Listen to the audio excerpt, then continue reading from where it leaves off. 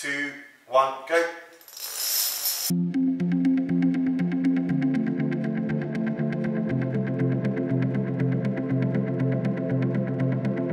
Well, the objective was to create a film for the Penthouse here at Canaletto, at the same time as it not just being another vanilla walkthrough by videos.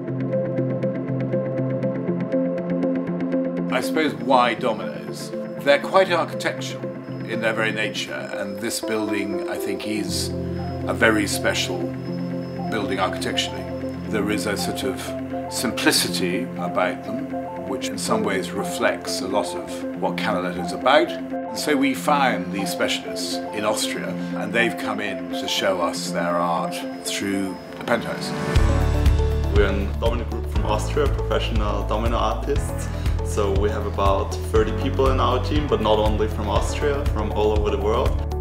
We just had a couple of weeks time just figuring out everything, so all the steps had to go really fast. As we are in our actual penthouse here, it makes it more difficult. We don't have one big space where we can just build, so we have to take a look.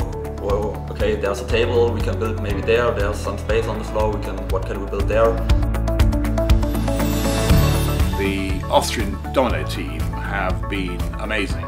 They know exactly what they're doing. The cameraman's point of view, it's been much more complex. The dominoes collapse very fast and it's very difficult to do a second take. It's been challenging, surprising, fun, but I have to admit I had no idea how complicated it was going to be when we came up with the idea.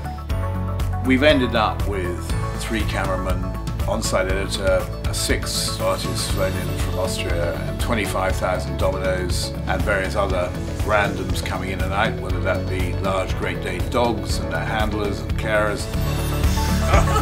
The dog really came into the picture because we needed something to start the dominoes off. Fraser, head down. Fraser, our star, was incredibly amenable. So no, he was a pleasure.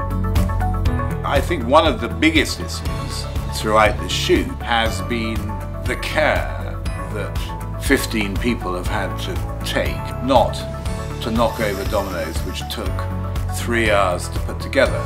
There have been some moments of disappointment on behalf of some Austrians, I have to admit. With dominoes you always have some things that didn't work, some things fail when you set them up and you have to rebuild it. But it worked pretty well, so we are really happy with the results so far.